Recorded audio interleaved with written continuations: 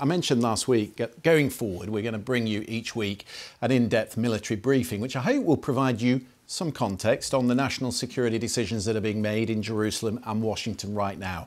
And the man who's going to help us do that is Mikey Kay. He's a former senior officer in the British military.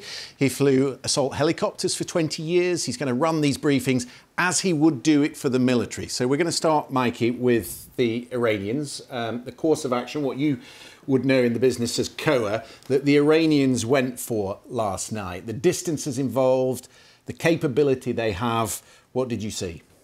Yeah, there's an incredible amount to digest, to assess and to analyse. I think the most important thing to look at first, as you pointed out, Christian, is the map distances. So slide.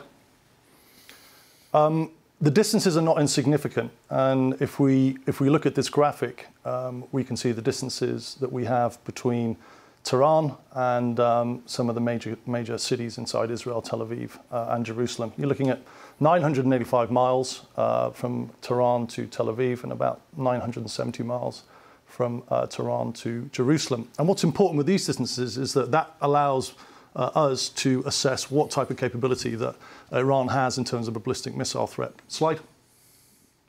And the three main ballistic missile systems that pop out are the Hajj Qasim, named after Qasim Soleimani, who was the former commander of the Quds, the Khyber, and the Shahab 3. The Hajj Qasim has about a range of 870 miles, and the Khyber about 900 miles. So as you can already see from those distances, they're on the farther outer reaches of their capability. So may not be launched from the Tehran area, but more west, just to sort of to extend that range a little bit.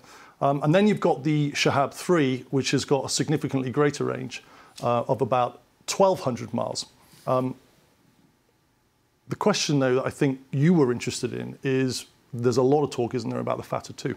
Well, I've seen on Twitter that people thought that this was the new missile that Iran was using. It's a hypersonic missile. But I think we've got some video, haven't we, of the Fatah 2, these mobile launchers that they might have used. The Pakistani military have a similar capability, so we've taken some video from them. But are you saying it would be a similar thing? And why do you have a problem with some of this reporting, given the distances that you've just talked about? Yeah, there's a lot of chatter on social media, on news reporting about the Fatah 2. It is a hypersonic missile that gives it a capability of Mach 5 plus. But the thing that really jumps out at me, and the problem I've got with this, is that Janes, for example, report that the far reaches of the Fatah 2 is just 400 kilometres, about 250 miles. So if we go back to the distance map, obviously there's something slightly awry there. Now, what we can see from this footage is that is a Fatah 2 system, and you can see that it's mobile. It can either be wheeled or it can be tracked. So for me, the only way that the Fatah 2 could actually hit Israel is if it was deployed mobily into somewhere like Syria. And if you put that system within the region of Damascus, that would give it range to target the main points in Israel, but only if it's deployed. So just as we look at this, I think we'll see the distances again. With that in mind, and as in a military ops room of the kind that you've been in, would they be piecing this together and sort of working out where some of this stuff would come from? I mean, there would presumably be satellite imagery of some of these missiles leaving the launchers. But will there still be some confusion as to whether they were actually fired from Iran or whether some of them were fired from closer in the region? Yeah, well, there's a vacuum of information of the locations of where the Fatah 2 capability has come from. But from the analysis that I've been conducting and we've been discussing today, the only way that could have targeted Israel is if it was deployed into Syria. Now, if it's deployed into Syria, then you've instantly got collaboration between Bashar al-Assad and the Iranian regime. So obviously that's then going to implicate Syria, which is going to open Syria up to potential targeting from Israel. Let's talk about Israel's missile defence, because it was pretty extraordinary last night. 182 missiles fired. I said at the top that there's been some damage around the air bases, but they've taken down most of the missiles as they came in. Now, there's this layered system in place, which we've talked about on the BBC over the last 24 hours. There is the Arrow for this high-altitude interception. There's the David Sling for the medium range, and then the Iron Dome for the short-range threats, the sort of rockets that are coming over the border from Hezbollah. Just explain to us how some of this works. Yeah, sure. If we can go slide again. let's start with the outermost reaches. You've got the Arrow 2 and Arrow 3. The Arrow 2 is an older system, a ballistic system that can go out to long range, about 2,400 kilometers. The Arrow 3 is very new, and what that system can do is actually can engage targets outside of the Earth's atmosphere. And from a lot of the people I've been talking to, the Arrow 3 system and the Arrow 2 system are the main systems that the Israelis rely on in order to counter a lot of those 182 inbound ballistic missiles from Iran. If we then come back, we've got the David Sling, as you rightly pointed out. That's stationary, but that has a range of about 190 miles. So anything that breaks through those Arrow 2s and Arrow 3s will then be targeted by the David Sling. Now, what's really interesting is when you come into the Iron Dome system. The Iron Dome has been in operation since 2011. It's a 24/7 capability. It's all weather, and it's got 360-degree cover. So that in itself is hugely important. It's broken down into 3 parts. You've got the target tracking radar.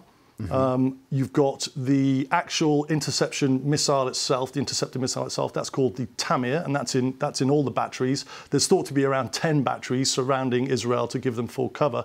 And then you've got the C2 system, that basically provides the software that allows the target tracking radar to then talk to the missile. Now, the range of that is around 2.5 to 44 miles. So, you can imagine if this system is engaging targets at 2.5 miles over urban areas, that's going to be quite a shock for a lot of people because of the noise. Yeah, the Iron Dome system is quite phenomenal. It's got a very, very high percentage rate of intercept, but also we shouldn't forget that as part of this layered defense system, you've got two US naval warships in the Mediterranean who are firing interception missiles as well to try and counter those 182 coming in. Okay, so I'm building to a point here because the cost of each of these Arrow missiles is $1.5 million. They estimate Israel spent $850 million on that technology in April alone when the Iranians first fired over that first volley of missiles. So when we talk about this war of attrition, and we talk about the distances these missiles are travelling, is this sustainable if there were further and repeated attacks? And does that feed into the decisions the strategic military planners like you would be making in Jerusalem? Yeah, I think this is a really, really interesting question, and we spoke about it at length today. We can go slide, please. We're just going to bring up now the distances again. Not insignificant, and I think the really important piece about this analysis is Israel will be looking very, very closely at what resupply, logistical resupply and reloading they have of the Arrow 2 and 3, of David Sling, of the Tamir missiles. And they're going to be making very, very close calculated decisions on when they're effectively going to run out. So if I'm a military strategic planner in Jerusalem, what I don't want to do is if I know that the resupply system is low, and the resupply will obviously come from people like the United States, what I wouldn't want to do is provoke Iran into another 182 ballistic missile attack, knowing that that would bring the levels down to a point where the Iron Dome would become vulnerable, not because of the system itself, but because of the physical resupply. So this is really important, isn't it? Because if you think about the Americans at the moment, they're supplying Patriot missiles, and I know Patriots are involved in this cover as well. Yeah. They are supplying the Ukrainians at the moment. There's a lot of pressure on resupply for the Americans.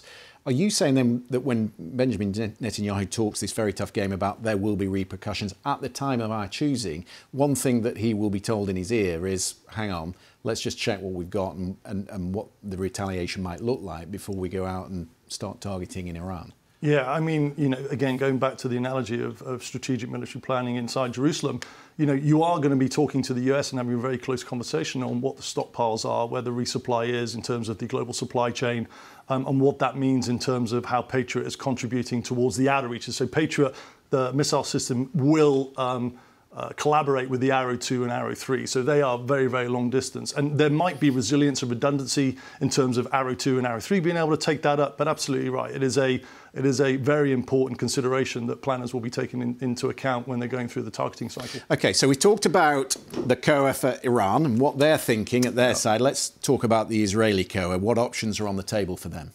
Well, I mean, again, this goes back, it's a really interesting point. And if we can go to slide, please. The potential targets that I can see are obviously the nuclear facilities, the enrichment of uranium, and then you've got other facilities such as oil, which will damage Iran economically. But then you've also got targets such as their air defense systems, and I think one of the huge questions about an Israeli response. What is that course of action? It's most likely the ML cover that we call it, the most likely cover, will be to put some form of package together involving fixed-wing aviation. Slide. What we can see up here, Christian, are the potential flight paths of what a package would look like. Now, in order for Israel to get a package of fighters, which are suppression of enemy air defense, which maybe be refuelers, because obviously it's a significant journey there and back. It could be ELINT aircraft, such as the rivet joint, that basically suck up lots of electronic information that involves SAMs on the ground. It's a formidable consideration and package to have to put together and plan. If we look at the flight routes, if we can go back to slide, please. If we look at the flight routes that we've got on the map there, you've got 4 potential considerations. The route down the south is obviously the longest and wouldn't require any approval or coordination with the country. But the most direct route, as you can see, is over Saudi Arabia and maybe Kuwait. So in order for them to use the Saudi Arabian route, they are going to have a lot of coordination with the Saudis and basically coordinate this huge package coming through their airspace and come back again. So, that's a huge consideration when it comes to what the Israelis could do in terms of a fixed-wing strike. That southern route that goes around through the Gulf of Aden, around Saudi Arabia and up into Iran. I mean, you're talking about presumably a refueling operation, hugely technical. Then what? Because a lot of these nuclear facilities are, we're told, deep underground. They're in mountainous situations. What are the Israeli jets, if that is an option? And Prime Minister, I mean, we'll talk about the debate that's going on around that. But if it is really an option, what are those Israeli pilots flying into? Well, this then comes down to the breakdown of the package, and the cycle that they use is called F2T2EA, which is find, fix, target, track, engage, and assess. And there are parts of that package. It could be an F-35 stealth fighter, it could be an F-15 or an F-16 that would more likely have on board a cruise missile. A cruise missile is it's the Delilah that the Israelis have. It's got a range of about 250 kilometers. If you look at what the Israeli defense systems are, which is have a range out of about 120 kilometers, then that would be a suitable weapon because they can launch it standoff, and the fighters then don't get engaged inside what's called the MES, the missile engagement zone of Israeli air defenses. So all of these things, in that F2T2EA sort of cycle, will be taken into account, and each jet, so for example the F-35 has a stealth capability, that can obviously get a little bit closer because it's got a reduced radar cross-section than say an F-16 or an F-15. So the F-35 more likely will be used for what's called SEAD, suppression of enemy air defense. So the F-35s will take out air defense, surface-to-air missile systems, and then you have things like assets like F-16s and F-15s that would be potentially used with a cruise missile standoff to be able to take out whatever targets they have. And some cruise missiles these days, like Storm Shadow, they're penetrators as well, so they can actually penetrate bunkers and things that are deep underground. I mean, it's fascinating because I think a lot of people listening to that, some of it certainly goes over my head, some of the analogies, but it certainly does give you an idea that it's just not let's take off, let's go to Iran. I mean, there is an enormous amount of logistical work that's going on right now in Israel, if indeed the retaliation is coming. Of course, the other target for Israel is Hezbollah, and the ground invasion, as we've reported, is underway. Difficult for our viewers sometimes, Mikey, to get an understanding of the topography across that border. Once you leave Israel heading into Lebanon, it's not just a case of rolling across the border, is it?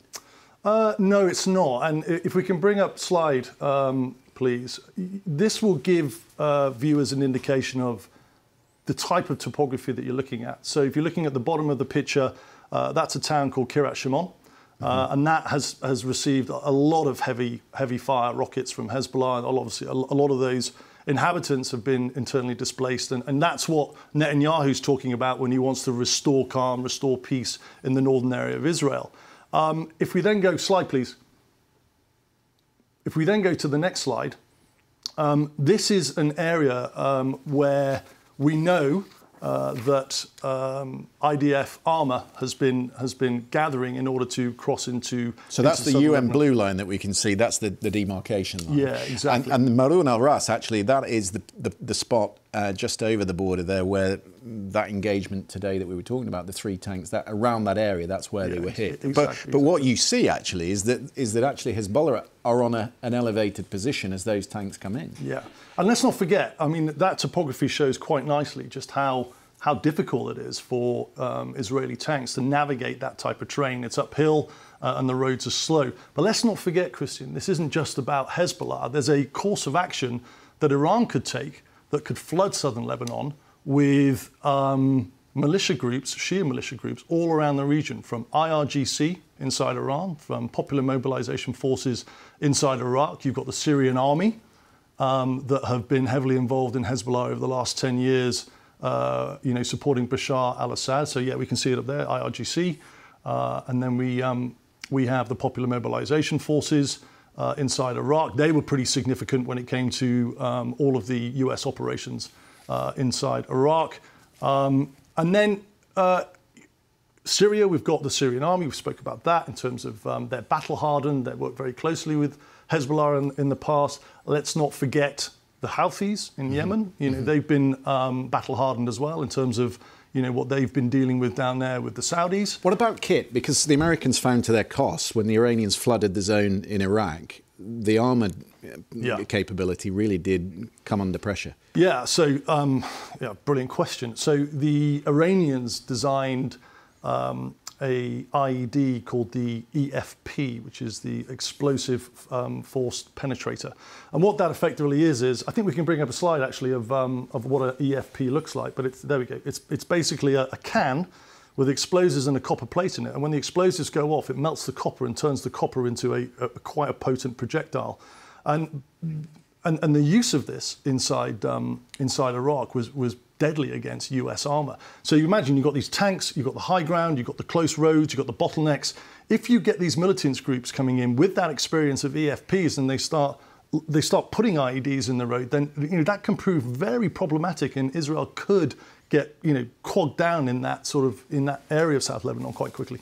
It's truly fascinating, and it gives an impression that although Hezbollah has been subdued, it's certainly not out, and lots of threats to the Israeli military. I love the slide and the military effect of how we've done that. Mikey, we'll do it again soon. That is the Security Brief. We'll do it every week. Mikey Kay, thank you very much. Pleasure. We'll be right back after this.